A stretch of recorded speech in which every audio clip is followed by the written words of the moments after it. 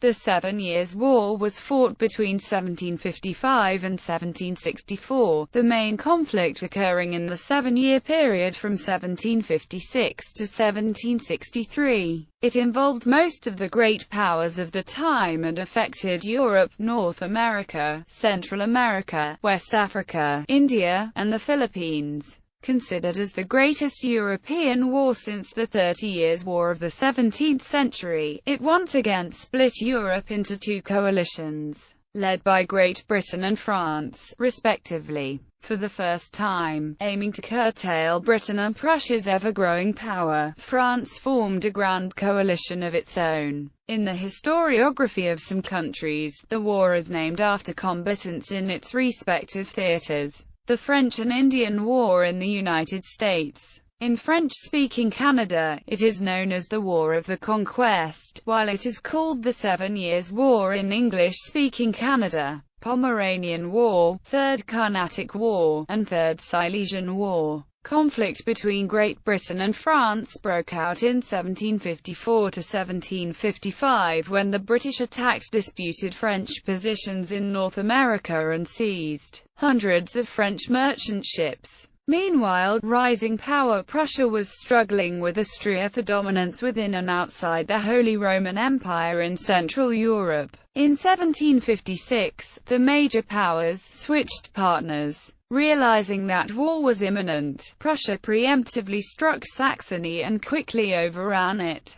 The result caused great uproar across Europe. Because of Prussia's alliance with Britain, Austria formed an alliance with France, seeing an opportunity to recapture Silesia, which had been lost in a previous war. The Anglo-Prussian alliance was joined by smaller German states. Sweden, fearing Prussia's expansionist tendencies, went to war in 1757 to protect its Baltic dominions. Seeing the chance that virtually all of Europe opposed Frederick, Spain, bound by the Pacte de Famille, intervened on behalf of France and jointly launched a disastrous invasion of Portugal in 1762. The Russian Empire was originally aligned with Austria, fearing Prussia's ambition on the Commonwealth, but switched sides upon the succession of Tsar Peter III in 1762. The taxation needed for war caused the Russian people considerable hardship,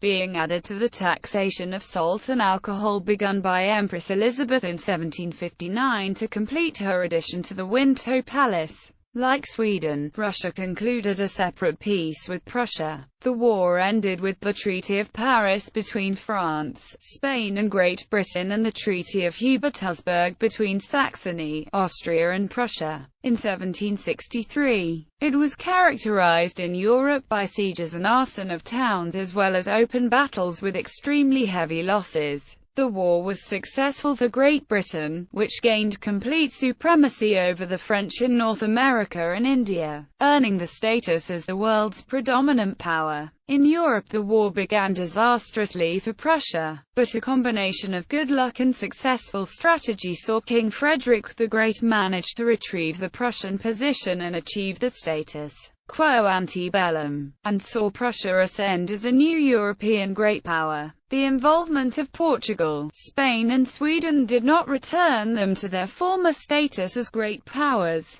The sudden Anglo-Prussia's rapid success came as a profound shock for many, as these two countries were facing a coalition so powerful which each member was bigger than themselves. While France was deprived of many of its colonies and saddled with heavy war debt, Spain lost Florida but gained French Louisiana and regained control of its colonies, e.g., Cuba and the Philippines, which had been captured by the British during the war. Witnessing the unprecedented rise of Britain, and being reduced to second-rate powers, the two Bourbon powers were ready for revenge. The 7 Years' War is retrospectively regarded as one of the first true world wars, having taken place almost 160 years before what is commonly known as World War I. Nomenclature. The conflict in India is termed the Third Carnatic War, while the fighting between Prussia and Austria is called the Third Silesian War. The English-speaking British colonies in North America fought what is known as the French and Indian War.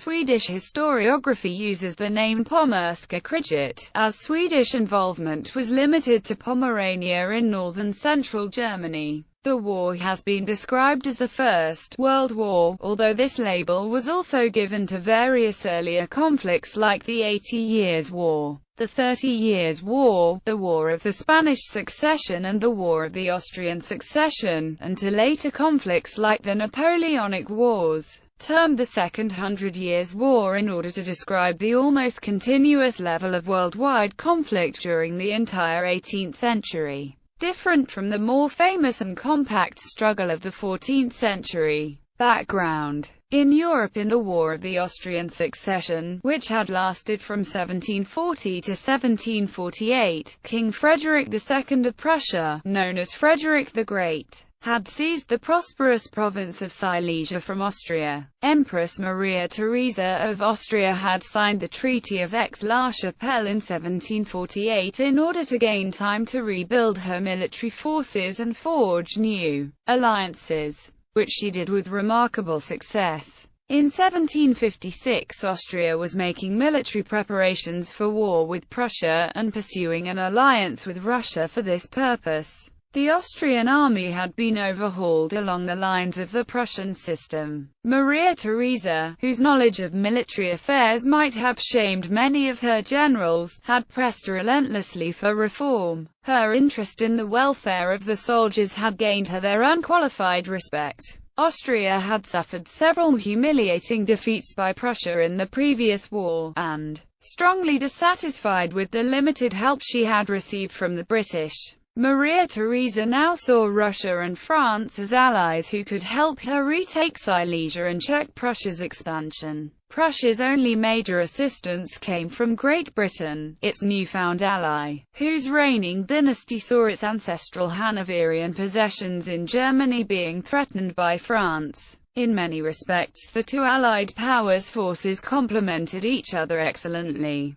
The British had the largest, most effective navy in the world, while Prussia had the most formidable land force in continental Europe. This allowed Britain to focus its military resources on colonial expeditions. The British had hoped that the new series of alliances formed during the diplomatic revolution would maintain the peace, but, in fact, they proved the catalyst for the eruption of hostilities in Europe in 1756. In North America, the boundary between British and French possessions in North America was largely undefined in the 1750s. France had long claimed the entire Mississippi River Valley. This was disputed by Britain. In the early 1750s, the French began constructing a chain of forts in the Ohio River Valley to assert their claim and shield the Native American population from increasing British influence. The British settlers along the coast were upset that French troops would now be close to the western borders of their colonies. They felt the French would encourage their tribal allies among the North American natives to attack them. Also,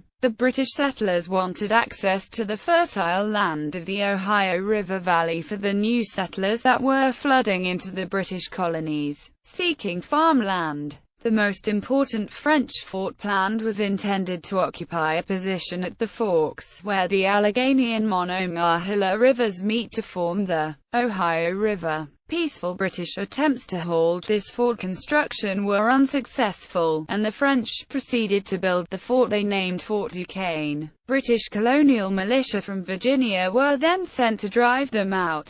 Led by George Washington, they ambushed a small French force at Jumonville Glen on 28 May 1754, killing 10, including Commander Jumonville. The French retaliated by attacking Washington's army at Fort Necessity on 3 July 1754 and forced Washington to surrender. News of this arrived in Europe, where Britain and France unsuccessfully attempted to negotiate a solution. The two nations eventually dispatched regular troops to North America to enforce their claims. The first British action was the assault on Acadia on 16 June 1755 in the Battle of Fort Bois-Saint-Jean, which was immediately followed by their expulsion of the Acadians. In July, British Major General Edward Braddock led about 2,000 army troops and provincial militia on an expedition to retake Fort Duquesne, but the expedition ended in disastrous defeat. In further action, Admiral Edward Boscawen fired on the French ship Alcide on 8 June 1755, capturing it and 2 troop ships.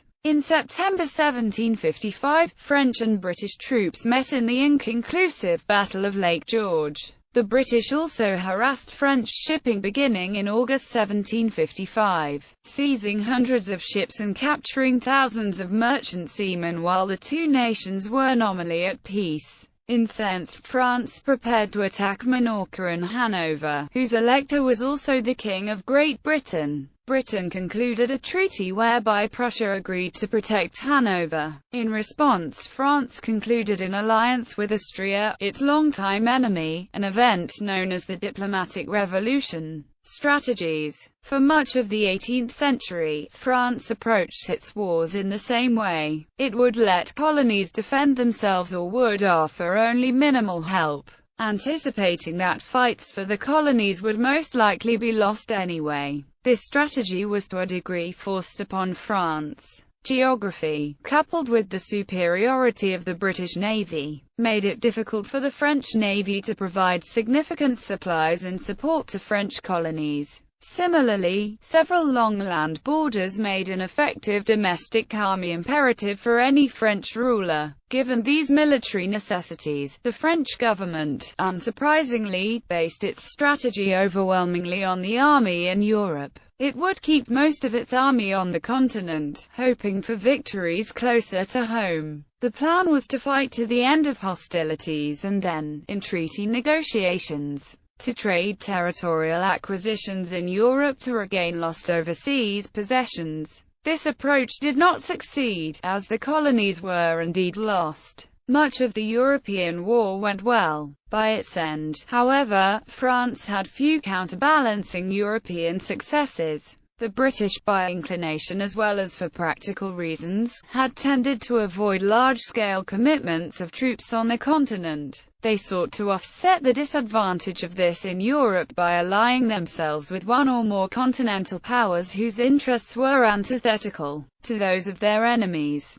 particularly France. By subsidizing the armies of continental allies, Britain could turn London's enormous financial power to military advantage. In the 7 Years' War, the British chose as their principal partner the greatest military strategist of the day, Frederick the Great of Prussia, then the rising power in Central Europe, and paid Frederick substantial subsidies for his campaigns. This was accomplished in the Diplomatic Revolution of 1756, in which Britain ended its long-standing alliance with Austria in favor of Prussia, leaving Austria to side with France. In marked contrast to France, Britain strove to prosecute the war actively in the colonies, taking full advantage of its naval power. The British pursued a dual strategy: naval blockade and bombardment of enemy ports, and rapid movement of troops by sea. They harassed enemy shipping and attacked enemy colonies, frequently using colonists from nearby British colonies in the effort.